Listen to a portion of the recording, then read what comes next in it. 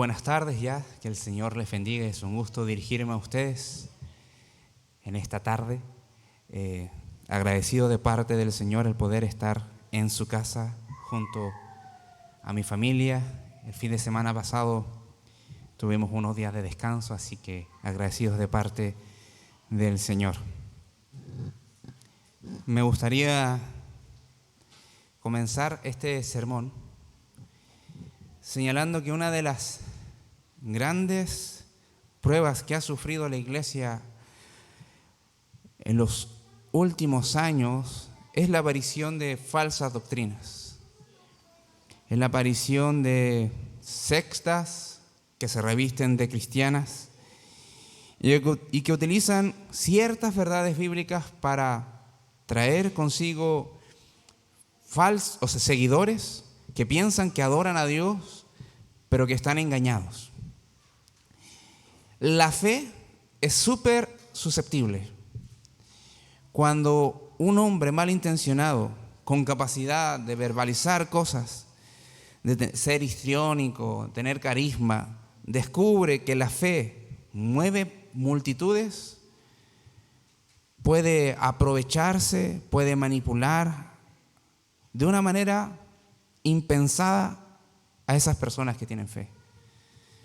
Un tema en específico es que hoy tenemos un mal llamado evangelio que se proclama en algunas congregaciones, y específicamente el evangelio de prosperidad. Dentro de sus enseñanzas se encuentran frases como: ven y pacta con Dios, mientras más pactes, más recibes de parte de Dios. Tráele al Señor tu ofrenda y Él te va a multiplicar una cantidad enorme lo que tú has ofrendado. Así que tráele lo que más puedas al Señor. Mientras más grande sea tu ofrenda, mayor será la bendición. Hay algunos que han llegado a decir: busca el líder más prosperado y diezmale, y verás cómo Dios, por haberle diezmado a él, te va a recompensar con creces. Algunos hablan de intereses en el banco celestial. Todo eso lo trastocan de verdades bíblicas, de llevarle cosas al Señor, de lo que el Señor nos da, llevarles a Él. Hoy vamos a estar viendo el libro de Deuteronomio nuevamente y vamos a seguir con el asunto de las finanzas. El texto que tenemos para hoy día sigue hablando de las finanzas, cómo el Señor ordenaba el uso del dinero, de los recursos, de la prosperidad que el Señor le daba a la nación de Israel y a las personas en particular, como medio para adorarle a Él, como medio para glorificar su nombre, como medio también para testificar del carácter bendito y glorioso de Dios. Y el llamado de este capítulo va a ser, porque vamos a ver todo un capítulo, va a ser que confiemos en Dios, sirvamos a Dios y no al dinero. Sirvamos a Dios y no al dinero. Por eso tanta instrucción. Porque como ya se dijo en la última predicación sobre Deuteronomio por el pastor Matías, que la palabra del Señor dice que la raíz de todos los males es el amor al dinero. Es algo bien complicado, y la gente que se da cuenta de esto y entiende que la fe también te hace hacer cosas que muchas veces en nuestro panorama general no teníamos pensado, abusan de esto. Abusan de esto. Entonces el Señor, con su gracia, quiere pastorear nuestros corazones para no ser engañados, pero por sobre todo para que no seamos idólatras del dinero. Nuevamente, cuando hablamos de Deuteronomio, entendemos que todo ese libro muestra que Israel acampa en el desierto antes de cruzar el Jordán y entrar a la tierra de Canaán, que es la tierra prometida. Moisés exhorta y advierte de muchas cosas, pero fundamentalmente de no olvidarse de la ley de Dios, de amar a Dios con todo su corazón. No importa si sea en la escasez o en la prosperidad, ellos debían de amar y adorar a Dios. Para ello han sido redimidos, rescatados, libertados de la esclavitud. tanto de Egipto como la de sus corazones. Estamos hablando de un texto que tiene su inicio en 1405, 1406. Y lo fundamental es que en estos 3 discursos aprendan a vivir delante de Dios. Vamos a recordar un poco. Capítulo 12 habla de la purificación de Canaán, derribar santuarios elaborados para adorar a imágenes paganas, a dioses falsos. Y el Señor le dice cómo debe de adorar, dónde debe de adorar y cómo debe de adorar al pueblo. Y establece un lugar de adoración. Capítulo 13 advierte de los falsos profetas que hacían que hacían señales, prodigios, milagros, tenían sueños y esos se cumplían, pero te decían, esto es por obra de otro Dios. Dios advertía que ellos no tenían que escucharlo y su destino era la muerte. Capítulo 14 habla de la santidad práctica del pueblo, la alimentación, cómo debían de honrar a Dios con la alimentación.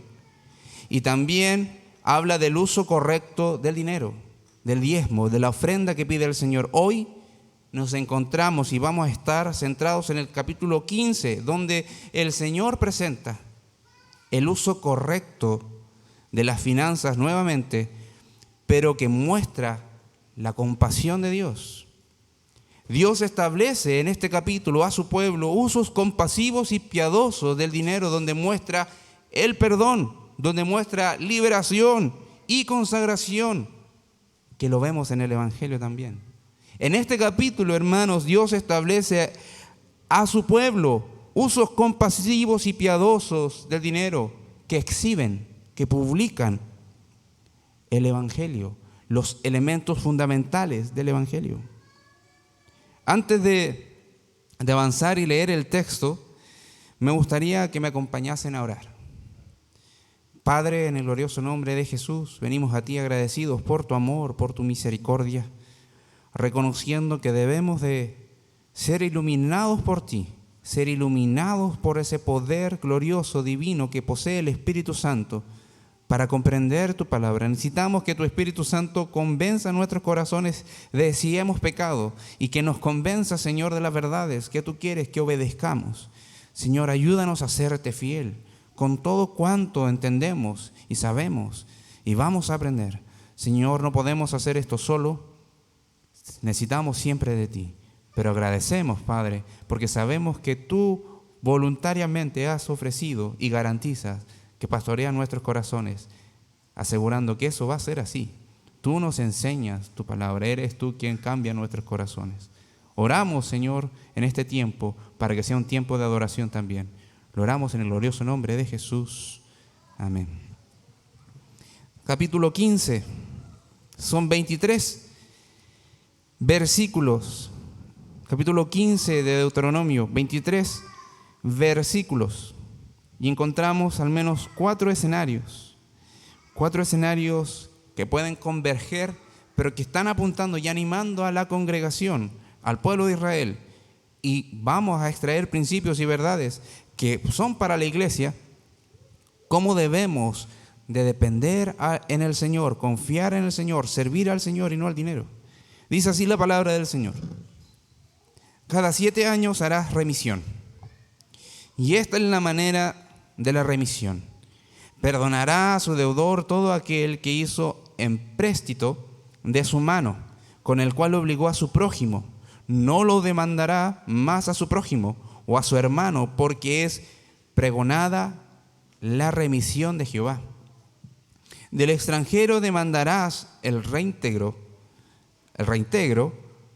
pero lo que tu hermano tuviere tuyo, lo perdonará tu mano, para que así no haya en medio de ti mendigo, porque Jehová te bendecirá con abundancia en la tierra que Jehová tu Dios te da por heredad, para que la tomes en posesión. Si escuchares fielmente la voz de Jehová tu Dios para guardar y cumplir todos estos mandamientos que yo te ordeno hoy, ya que Jehová tu Dios te habrá bendecido como te ha dicho, prestarás entonces a muchas naciones, mas tú no tomarás prestado. Tendrás dominio sobre muchas naciones, pero sobre ti no tendrán dominio. Cuando haya en medio de ti menesteroso de alguno de tus hermanos en alguna de tus ciudades, en la tierra que Jehová tu Dios te da, no endurecerás tu corazón y cerrarás tu mano contra tu hermano pobre, sino que abrirás a él tu mano liberalmente y en efecto le prestarás lo que necesite. Guárdate de tener en tu corazón pensamiento perverso, diciendo: cerca está el año séptimo, el de la remisión, y mires con malos ojos a tu hermano menesteroso, para no darle, porque él podrá clamar contra ti a Jehová, y se te contará por pecado. Sin falta le darás, y no serás mezquino. O sea, no serás de mezquino corazón cuando les des, porque por ello te bendecirá Jehová, tu Dios, en todos tus hechos y en todo lo que emprendas, porque no faltarán menesterosos en medio de la tierra. Por eso yo te mando diciendo: abrirás tu mano a tu hermano, al pobre y al menesteroso en tu tierra.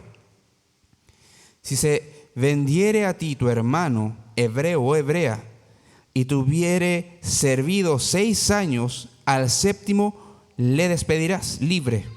Y cuando lo despidieres libre, no le enviarás con las manos vacías.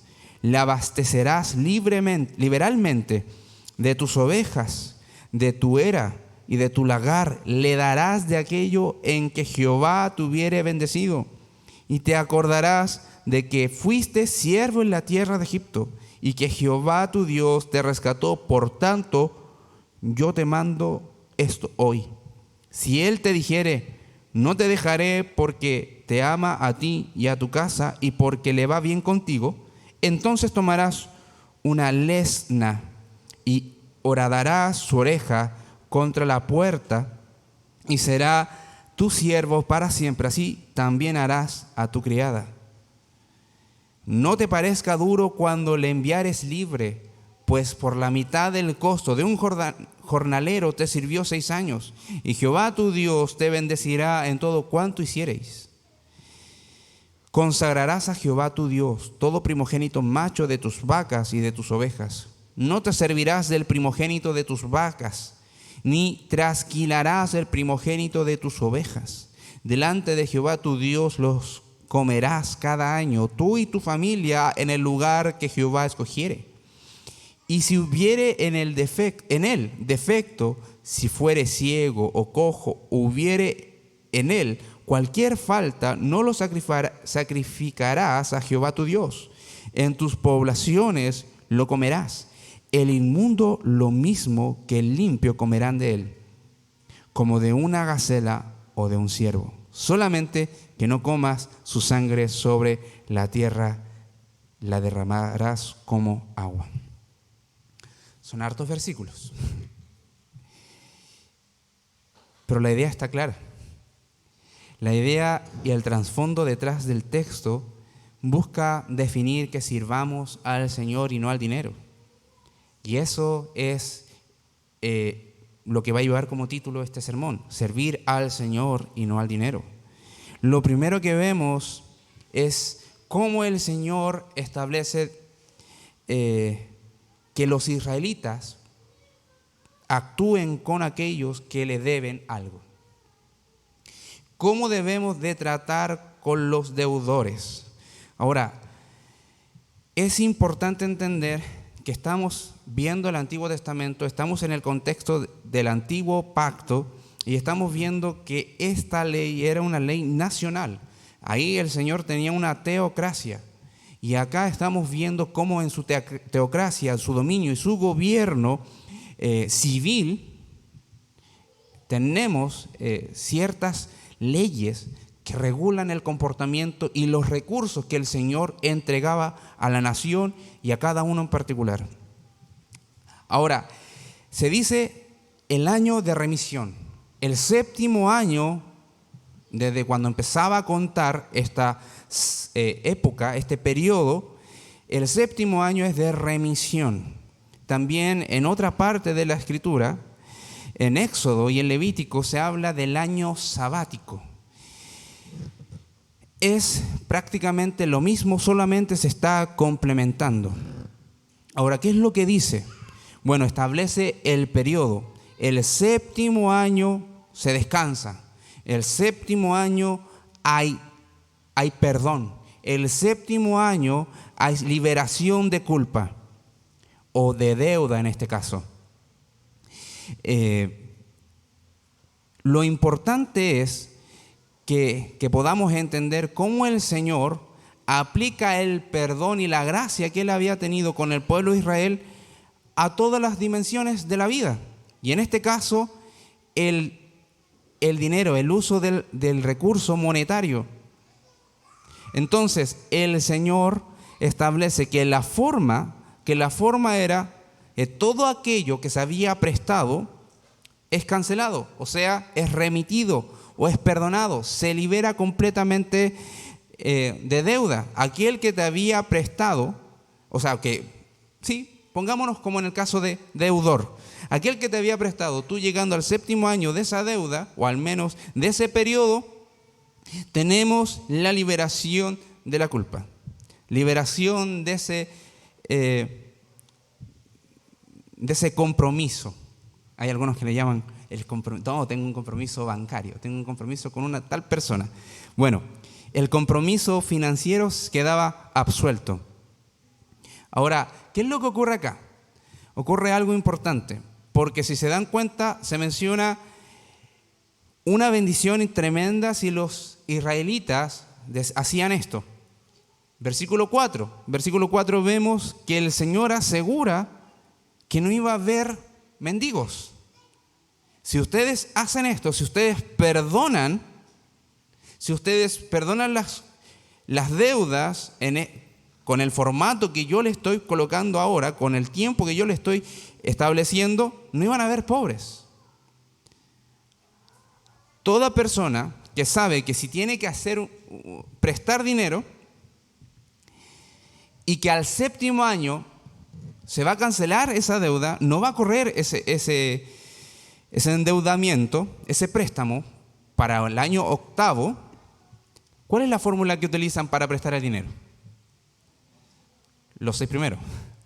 Tú me vas a estar pidiendo un montón de dinero, pero lo vamos a calcular a 6 años, o como lo hacen los bancos, a no sé cuántos meses.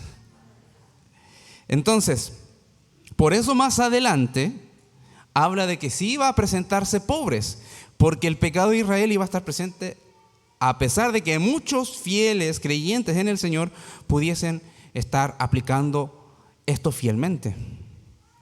Ahora, lo interesante acá es que ellos tenían en sus manos la proclamación de la remisión de Dios, la proclamación del año del perdón de Jehová.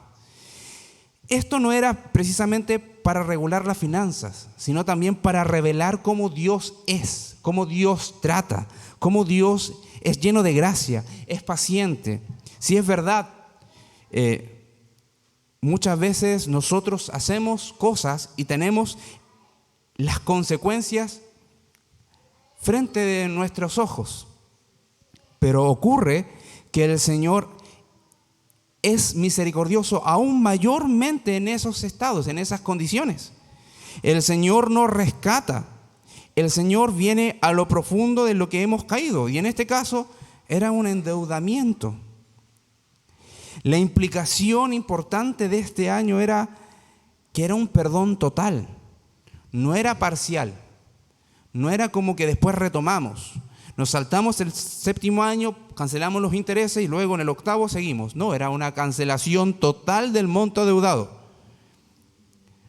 Ahora sí, si a usted le dijesen, ya, tienes 6 años para cobrar si prestas dinero, pero al séptimo se cancela la deuda, ¿quién estaría con ganas de decir, bueno, si alguien necesita, hábleme? Muy poca gente.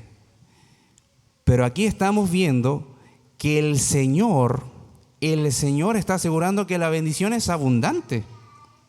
El Señor está bendiciendo abundantemente en primera instancia. ¿Cómo va a haber alguien que preste dinero si hay escasez, todos por igual. La bendición había llegado, la prosperidad sí había llegado por la gracia de Dios para que pudiesen estar en una tierra que dedicasen en adoración al Señor y con todo. Entonces, ¿qué es lo que ocurre? Hay una cláusula importante acá. ¿Por qué? Porque en el versículo 3 vemos que hay como una distinción. Pues si el Señor es lleno de gracia. Pero aquí vemos unas personas que están siendo excluidas de esto. Los extranjeros demandarás el reintegro de todo lo que le prestaste. ¿Por qué? Porque el Señor está viendo en cierta medida que este mandamiento, esta ley, esta regulación era principalmente para aquellos que estaban dentro del pacto. Y si vemos un extranjero que va de paso, y por más que se haya tenido compromisos financieros contigo, bueno, a él no se le está imponiendo el año de remisión. No se le está imponiendo a él la idea de que debe de perdonar al séptimo año. Por lo mismo, debe de ser consecuente, el israelita debe de ser consecuente y pedir lo que se demanda. El acuerdo que habían llegado, que se cumpla. Por eso, solamente por eso, al extranjero no se le estaba imponiendo esta ley, por lo mismo debía de proceder el acuerdo como estaba. Ahora, vemos cómo el Señor demarca las bendiciones de estar en un pacto con Él. Al estar en una relación de pacto con Él, entendemos que Él establece nuestra forma de vivir, nuestra forma de andar, nuestra forma de comportarnos. No solamente moralmente, no solamente en nuestra mente, sino que con los recursos, con los bienes, con el dinero. Cuando vemos esto, nos hace pensar que cuál es el propósito de ser tan generoso. Versículo 4. Tenía dos al menos aristas. La primera es la evidente que sale ahí, que el Señor va a bendecir abundantemente la nación, y no iban a haber pobres, mendigos, menesterosos, no iban a haber alguien necesitado. Y se iba a saber que la provisión de Dios a la nación de Israel era tan era la ley en su sabiduría de parte de Dios, que hacía tener un buen pasar a todos los habitantes de esa tierra. El fondo detrás, primero, es que no haya necesidades. Y segundo, que Dios sea proclamado, que el Señor sea exaltado, que Dios sea glorificado, que Dios sea exhibido, expuesto en su condición y su carácter. De hecho, eso dice el versículo 5. Van a ver la bendición abundante de Dios en esta tierra. Versículo 5, si escuchares fielmente la voz de Jehová. ¿Para qué? No para estar informados solamente, sino para guardar y cumplir todos los mandamientos. Entonces, escuchar la voz de Dios, según la Biblia, es sinónimo de saber lo que Dios está diciendo y buscar cumplir lo que Dios está mandando. No es solo saber cosas acerca de Dios. Es distinguir la voz del soberano, eterno Rey del universo, que regula tu forma de vida en una vida que le dé gloria. La abundancia iba a ser grande. La abundancia iba a ser tremenda. Y el propósito del perdonar las deudas era que todos pudiesen disfrutar de aquello que proviene de Dios. Porque aquellos que tenían prosperidad, no era que ellos invirtieron en una banca internacional de Egipto que regulaba muy buenos intereses, tenía depósito a plazo, fondos mutuos, hicieron algunos comercios por ahí, por allá, y supieron hacer negocios. No, vinieron específicamente de parte de Dios, de la gracia de Dios. De hecho, leímos en el texto, en Éxodo 3, ¿quién colocó en el corazón de los egipcios que iban a darle cuando ellos estaban yendo? Contexto, los israelitas eran culpables de todas las plagas que habían atentado contra la salud, contra la ganadería, contra todo, contra el sol, contra la vida. Por causa de que Faraón los tenía presos, los israelitas eran la causa por el cual el Señor había mandado esas plagas. Y el día de su salida, después de la muerte de los primogénitos, les dan como un bono de despedida. Les pasan de todo, les pasan ganadería, les pasan dinero, les pasan joyas y váyanse. ¿Quién hizo eso? ¿Quién puso esa gracia en los ojos de los egipcios? Dios, Jehová. Jehová, entonces, la idea de perdonar esta deuda es reconocer que todo lo que tenemos, todo lo que poseemos, viene de Dios. Por nuestras propias fuerzas, queridos hermanos, no vamos a conseguir nada. Por eso es tan grave y por eso lo presenta así el Señor cuando habla de los ricos. Que es difícil que un rico no ponga su confianza en las posesiones de este mundo. Hay salvos, por supuesto, pero es tan difícil porque su Dios es el dinero. Y quizás nosotros, no sé la finanza de cada uno. No sé si hay aquí un empresario multitransnacional, pero nos pasa que cuando tenemos un poco de recursos, o nos vemos holgados, o tenemos quizás una situación económica bien, existe esa tentación de depender en tus propias fuerzas, en lo que produce tu trabajo y no en la providencia de Dios. Y aquí está diciendo, sé generoso, perdona las deudas. Aquí había establecido 7 años, pero para nosotros no tenemos 7 años. No tenemos esa ley sobre la iglesia, pero sí tenemos ese principio de perdonar, incluso a aquellos que se han comportado mal con nosotros. No está diciendo cómo era la relación, y eso es lo que describe acá. No está diciendo cómo es la relación entre el prestamista y el endeudado. Solo tiene un mandato de decir, bueno, piensa en la gracia que recibiste de parte del Señor. Versículo 6, Jehová tu Dios te habrá bendecido, como te he dicho. Prestarás entonces a muchas naciones, mas tú no tomarás prestado, tendrás dominio sobre muchas naciones, pero sobre ti no tendrán dominio. La idea acá era que iba a ser una nación completamente independiente, pero que era un faro en el mundo que estaba mostrando que el Señor es el dueño absolutamente de todo. Y lo que ellos poseen no es porque fueron muy ávidos con las espadas, porque asaltaron el Capitolio del Estado de Egipto y la dinastía la destrozaron y devastecieron Egipto. No.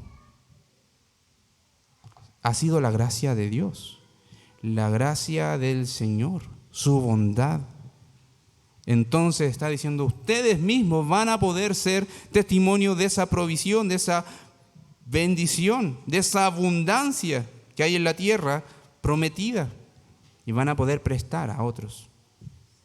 Van a poder ser aquel agente generoso que muestra esa compasión con el que está sufriendo, con aquel que está necesitado. Hermanos, y tenemos un ejemplo. En la Escritura tenemos la ilustración de esta parábola, de una historia real, de 2 deudores que le debían a la misma persona.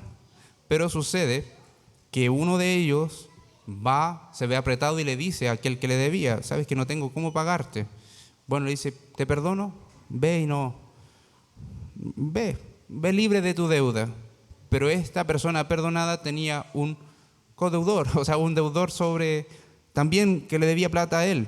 Y lo empieza a hostigar, lo empieza a presionar, págame lo que me debes. Ahora, cualquiera persona media astuta podría decir, bueno, necesito dinero para cancelar una deuda, pero me cancelaron esa deuda, ahora tengo un dinero que puedo entrar y dejar libre, a libre disposición.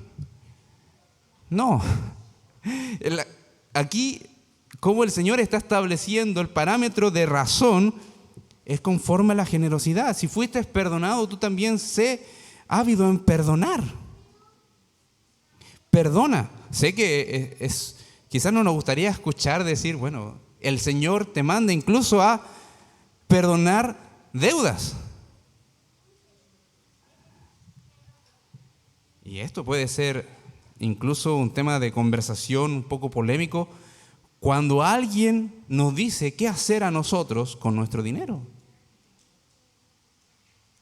Entonces, es un asunto sensible, pero en la Escritura muestra claramente que aquel que perdonó también debía de perdonar a aquel que le debía.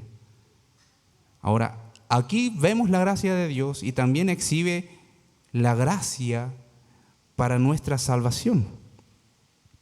Hermanos, probablemente todos hemos pasado por ser alguien que se ha endeudado y el pedir prestado no se presenta como problema, como pecado en sí, sino el ser irresponsable cuando asumes ese compromiso y abusar de un préstamo, después otro préstamo y después de 5 préstamos no tienes con qué pagar. Eso es ser irresponsable y un mal mayordomo. Pero incurrir en un préstamo, la Escritura no lo presenta, de hecho está regulando eso. Ahora todos también tenemos a alguien que no nos ha pagado. ¿Cómo se ha comportado tu corazón ahí? ¿Cómo ha respondido tu vida ahí? Es que dinero que necesito. Bueno, eso también es otro punto a considerar. No te endeudes para prestar. Y no prestes más de tus fuerzas. Eso también es ser un buen mayordomo. Si tienes la necesidad de vivir y cosas cotidianas no puedes resolver, vas a endeudarte y vas a prestar más de lo que puedes resolver hoy. Eso no es sabio. Pero ¿qué pasa cuando te ves holgado?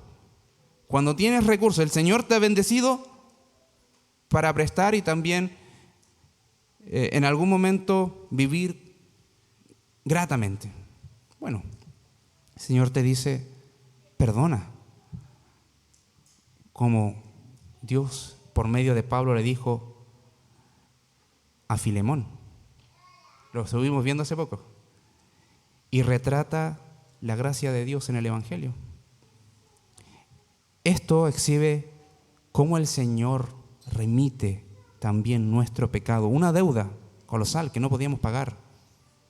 Y vino alguien de su riqueza abundante, lleno de gloria y majestad, que no tenía por qué inclinarse a mirar a esos pobres mendigos, pero lo hizo y vino y dijo, está saldada tu deuda.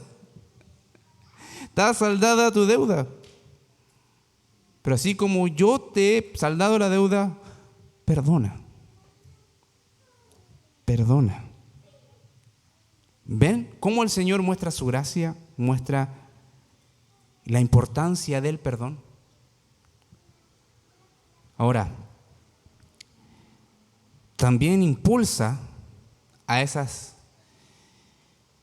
El Señor es consciente de que el corazón del ser humano es ávido para la astucia y principalmente astutamente para la maldad. Y empieza el versículo 7 a establecer que debemos de, si tenemos los recursos, ofrendar. Si tenemos la capacidad de ayudar, demos. Cuando haya en medio de ti menesteroso de alguno de tus hermanos en alguna de tus ciudades, no importa de dónde sea, de qué familiar, de qué familia, de qué apellido, no importa la región, no importa la localidad. Si ves a alguno y tú estás con él y puedes ayudarle, ofréndale.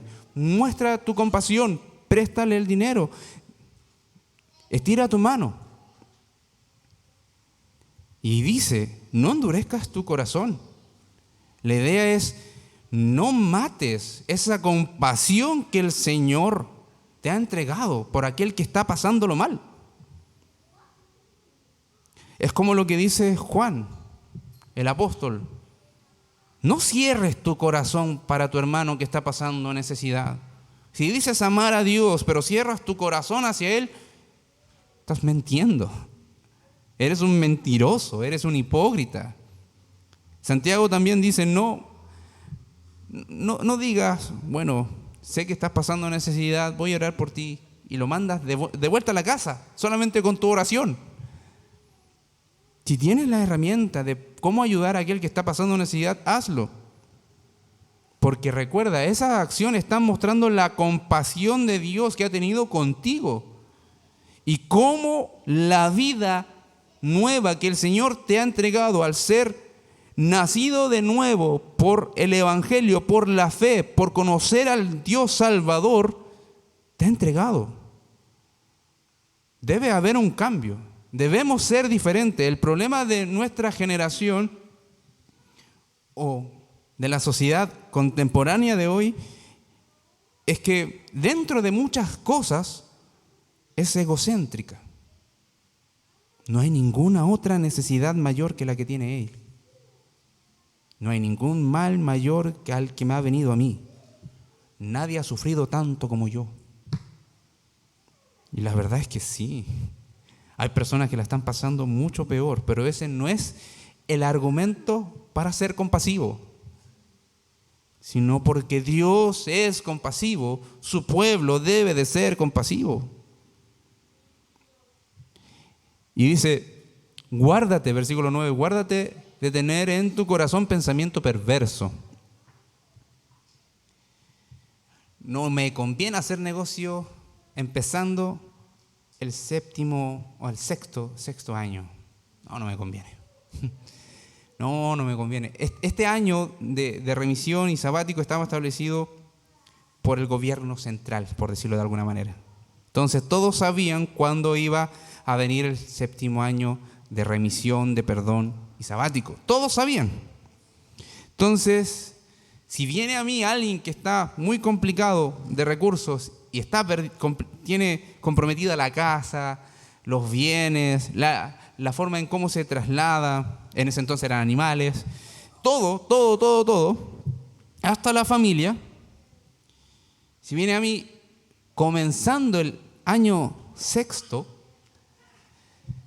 me gustaría ayudarte, pero tú sabes que terminando este ciclo de este año, viene el año sabático, el año de remisión, o sea, como que en esta oportunidad no puedo, pero vuelve al inicio del ciclo nuevamente, vuelve al octavo año. El Señor dice que eso es una perversidad. El ser generoso no es cuánto crédito nosotros podemos sacar de ello. El centro no está en cuánto me voy a ver mermado yo, sino cuánto bien voy a hacer al otro. Ahí está el centro. Ahí está el centro. ¿Cuánto bien le voy a hacer al hermano? De hecho, aquel que se le niega la ayuda podría acusarte con el Señor. Es decir, Él dice que es parte de tu nación, Señor. Tenemos la ley de Moisés, ¿y qué es lo que ocurre acá? Bueno, cerró su corazón hacia ayudarme en mi necesidad. Y el Señor no va a decir, muy bien, ¿por qué vienes a acusar? No. Va a decir, al quien le negó la ayuda, eres un pecador. Porque para Dios es una perversidad cerrar el corazón y ver las recompensas propias de tu ayuda, de tu servicio. Servir al Señor implica someternos a su palabra en esta nueva vida que el Señor nos ha concedido por la fe. No se trata de cuánto puedo conseguir en esta nueva vida. Si antes luché por el éxito, ahora sé que sí voy a conseguir el éxito porque tengo a Dios de mi lado. No es eso. Voy a vivir la vida conforme a lo que el Señor tenga preparado para mí en su soberanía y voy a hacer lo que tenga que hacer. Voy a esforzarme en cumplir su palabra por la gracia que Él me ha concedido, sin importar lo que ocurra después. De hecho, si el pensamiento fuese lo que voy a conseguir, no habrían misioneros, los viajes de Pablo no habrían estado. De hecho, murió en una cárcel, ejecutado.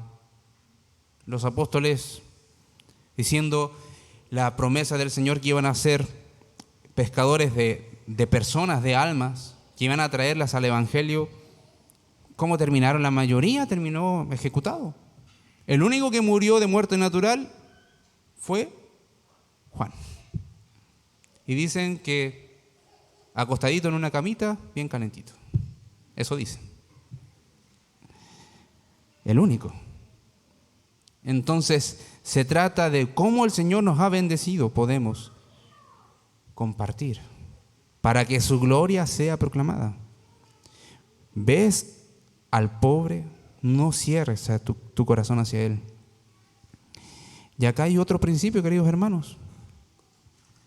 El ser generoso, ser misericordioso es una oportunidad y es una bienaventuranza que el Señor nos garantiza cuando creemos en Él. Pongamos ahí las cifras que puedas ver en tus manos, traducidas en dinero. ¿Es una muestra de compasión de Dios hacia tu vida? Sí. Pero si esas cifras pueden ser un motivo de bendición para otros en su necesidad, que así sea. Algunos centran principalmente la ayuda en la iglesia local y podemos ver a los hermanos que están pasando necesidad. Incurramos en su ayuda. Ser misericordioso porque Dios es misericordioso. Y al día de mañana, si las vueltas de la vida y los propósitos de Dios consideran que aprendamos a vivir en necesidad, como el apóstol Pablo lo dijo, vamos también a cosechar misericordia. Entonces, queridos hermanos, no nos cerremos a eso, solamente a ayudar al hermano, sino a todo aquel que esté sufriendo. En el mundo hay mucha necesidad. Y los fundadores del Ejército de Salvación, que quizás hoy día no es muy reconocido, o si tiene un reconocimiento no es como el que en su momento tuvo por su visión y misión, ellos iban con el pan y el mensaje. Podían ver a alguien que estaba padeciendo hambre, pero no se preocupaban solamente de saciarle la necesidad, sino que juntamente con ellos predicaban el mensaje. Y aquí es lo mismo. Es exactamente lo mismo. Acá estaba mostrando el Señor nos ha redimido, el Señor nos ha bendecido. ¿Has cerrado tu corazón a la necesidad, hermano? Confiésaselo al Señor. Si hay algo que debes de arreglar en tu corazón, hazlo. Hazlo. La iglesia debe de moverse en esa dirección de ser generosos con todos los miembros, como cuerpo. Pero ¿qué pasa si un hermano en particular se entera de una realidad específica de algún otro creyente? ¿Puede acercarse y ofrendarle sin decir nada? ¿Qué pasa con aquellos que están viviendo en condición de calle? Por X motivos, hay algunos que les gusta, hay otros que no, que por motivos de la vida incurrieron en eso. Hermanos, el Señor, si bendice tu vida monetariamente, es para ser de ayuda a otros, ser de bendición a otros, proclamando siempre el Evangelio del Señor, esa gracia bondadosa, de esa riqueza que fluyó del trono de Dios, que descendió a nuestras almas pobres. Eso mismo tenemos que hacer con todos aquellos que tengamos por delante y tengan la necesidad. La tercera escena que encontramos acá, ¿cómo podemos servir a Dios confiando en Dios y no al dinero? Esta libertad de los esclavos. Imagínense en una familia que uno de los hermanos sea el esclavo del otro. Quizás muchos podrían imaginarlo con el hermano de sangre que le pone más a prueba la paciencia. Probablemente. Pero acá estamos hablando de esa relación familiar nacional hebrea, que todos vienen y descienden del mismo ancestro, Abraham, el que viene del otro lado. Los hebreos son los que han venido del otro lado, que han cruzado hacia acá. Ahora dice en el versículo 12 que si tu hermano no tuvo más opción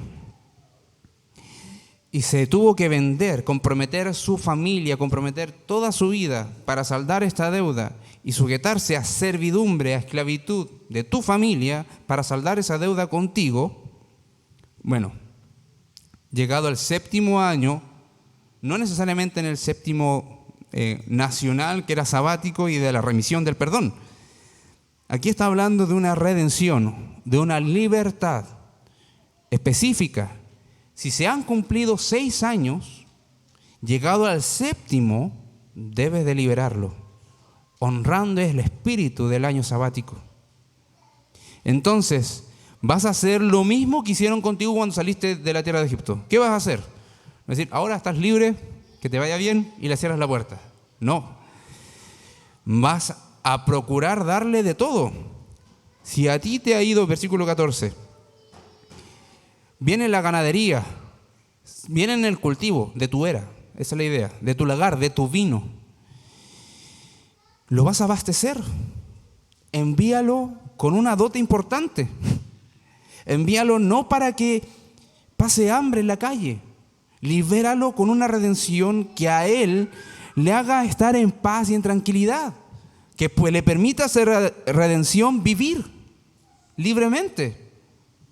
Y esto es claro un ejemplo de la redención que nos ofrece el Señor. Redención es liberación, pagando el precio. Pero acá no se ve ningún precio pagado. La verdad es que sí, porque aquel que se le debía, aquel que se le tenía una deuda, pasa por su cuenta el costo de la liberación. Es lo mismo que el Señor hizo con nosotros. Estábamos totalmente endeudados, pero llegado el tiempo de la buena voluntad del Señor, del año agradable del Señor, de la proclamación del perdón, de la salvación, de la redención, de ser libertados, rescatados, el Señor nos entregó el pago por su sangre en la cruz para ser libres de nuestra condena, por no poder pagarle a Dios lo que Él demanda, una vida santa. ¿Pero qué hace? Nos dice, ya, bueno, ahora te la arreglas tú solo. No, el Señor nos dio grandísimas promesas, una herencia eterna en los cielos, y que la podemos disfrutar acá. Disfrutamos principalmente de la vida eterna y todo lo que eso implica, conocerle a Él. Queridos hermanos, aquí el pueblo de Israel tenía que ser generoso con incluso aquel que estaba siendo esclavo. Liberalmente, generosamente, abundantemente, esa es la idea de liberalmente. Tenían que soltarlos. Versículo 15 habla específicamente de eso. Tenías que hacer lo mismo que Dios hizo contigo cuando te rescató, te redimió, te libertó de la esclavitud de Egipto. Haz exactamente lo mismo. Ahora el versículo 16 coloca advertencias. Mejor dicho, una indicación, más que advertencia. La advertencia viene más abajo. Una indicación, versículo 16 y 17. Si esa persona que era esclava de una familia encuentra una buena relación, si se le va bien contigo, si lo tratas bien, no siempre la relación de amo, señor y esclavo viene a ser como las que nosotros tenemos en mente, un señor opresivo, un amo que abusaba. No, a veces no eran conscientes, y si era un israelita que honraba al Señor, iba a estar haciendo esto. ¿Qué es lo que hace? Dice, bueno, hazlo parte de tu familia oficialmente y un esclavo permanente. Nosotros tenemos un Señor que no solamente nos llama hijos del Padre Celestial, sino que también nos llama esclavos. Nos rescató de un señor, un amo tenebroso, que abusaba de nosotros y nos esclavizaba en la maldad. El Señor hoy nos rescata y nos da un Señor que nos cuida, nos hace parte de su familia y llevamos un sello en nuestras vidas. Y ese sello no es más otro que el mismo Señor Jesucristo en nuestra vida. Hermanos, esto es maravilloso. El Evangelio, ¿cómo se aplica en todas nuestras relaciones? Ahora, versículo 18, no te parezca duro cuando lo liberes. recibiste un servicio a mitad de costo. No te parezca duro porque vas a perder a un servidor, a un trabajador. No va a producir lo que producíamos antes. Bueno, el Señor dice, cuida nuevamente tu corazón, delimitar esa compasión que te ha compartido, porque el Señor así ha sido contigo. Ten misericordia. Ahora nosotros hoy en día no tenemos a nadie como esclavos, no, o como sirviente. El asunto acá viene a ser que aquellos que estamos bajo mandato, aquellos que estamos bajo dominio de algún jefe, tenemos que responder sabiamente delante de ellos, porque lo que vivimos como hijos de Dios lo vivimos delante del Señor. De hecho, nuestra vida, todo lo que hacemos debe de ser hecho como para el Señor. Eso dice como para el Señor, pero la conjugación principal es que todo lo que tú haces, hazlo en adoración a Dios. Entonces, quizás no tenemos jornaleros, no tenemos esclavos, no tenemos servidores bajo nuestro mandato, bajo nuestro poder adquisitivo. Pero sí somos, muchos de nosotros, servidores de otros. En ese sentido, debemos de honrar a Dios y confiar que es la providencia de Dios la que sostiene nuestra vida y no el carácter de una persona en particular, porque hay jefes y jefes. Sí, probablemente todos han tenido una escena, un encontrón. Pero si eres jefe, debes de mirar con compasión. Debes de mirar con compasión a todas las personas, principalmente también si son hermanos tuyos en la fe. Por último, lo consagrado al Señor. De lo que Dios te da, aparta para Él. Nuevamente viene la idea de porcentualmente, algo que tomamos de lo que Dios nos da y lo entregamos a Él. Pero el Señor está regulando en los últimos versículos básicamente cómo debemos de celebrar a Dios, cómo debemos de bendecir su nombre, cómo debemos de andar delante de Él. Dice, aparta los primogénitos de las vacas. La idea es que fuesen perfectos, no tuvieran defecto, pero si tenían defecto no lo iban a ocupar para lo que el Señor establece, que era una comida en honor al Señor. Nuevamente, la misma idea del capítulo 14. Sacrifica al Señor disfrutando de su bondad, de su misericordia, de su bondad. No, ese primogénito no lo vas a colocar a trabajar, sino que lo apartas como un medio por el cual tú puedes celebrar al Señor conforme a su provisión hacia ti. Puedes comer de Él. Y dice el versículo 22, no importa si estás ceremonialmente limpio o si estás sucio, vas a comer de todos lo que el Señor te ha provisto, estando cerca o estando lejos. Vas a poder celebrar al Señor recordando su gracia. Su sangre la vas a dejar derramada, pero no vas a comer de esa sangre, sino que vas a estar delante del Señor celebrando su misericordia. Ahora, queridos hermanos, yo sé que probablemente todos podemos tener un presupuesto mensual en nuestros hogares, pero no sé si ustedes apartan algo, como decir, hoy día vamos a hacer una comida en el nombre del Señor para recordar su gracia y su misericordia. Eso sería extraño. Bueno, aquí el pueblo de Israel lo tenía por ley. Lo tenía por ley. Lo que sí nosotros hacemos es dar gracias antes de comer. Porque ¿de quién vino la provisión, el sustento? De Dios. Entonces, acá, queridos hermanos, está mostrando que no debemos de dudar de la provisión de Dios y de los cuidados que Él coloca a nuestra administración, porque eso también es parte de Dios. Ahora, ¿qué vamos a hacer ante lo que hemos oído, queridos hermanos? Reflexiona en tu corazón. ¿A quién verdaderamente estás sirviendo? ¿A quién en tu corazón, en tu alma, en tu mente, en todas tus relaciones estás sirviendo? ¿Cómo estás glorificando a Dios con lo que Él te ha entregado? Esto es clave. No podemos servir a dos señores. Vas a amar a uno y aborrecer al otro. Y de hecho, servir a otro señor que no sea el Señor es sinónimo de estar enemistado con Él. Es ser incrédulo. Si estás atado, incluso si eres creyente y dices que amas al Señor, si estás atado con algo delante del Señor, con este tema en específico, confiésaselo a Él. Pídele sabiduría para poder obedecerle y honrarle.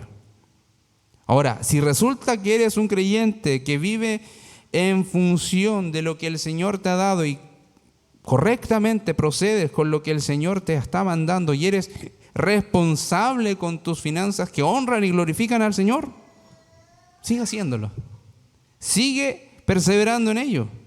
Sigue perseverando en su gracia, sigue perseverando en su misericordia. Ahora,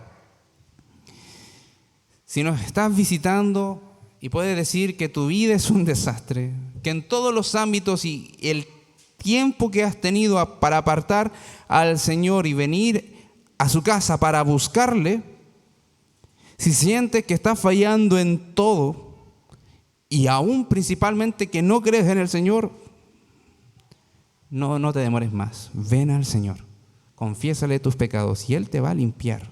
Él te va a dar una nueva vida y te va a ayudar a perseverar en adoración a Él, solo por los méritos de Cristo. Confiésale al Salvador tus pecados.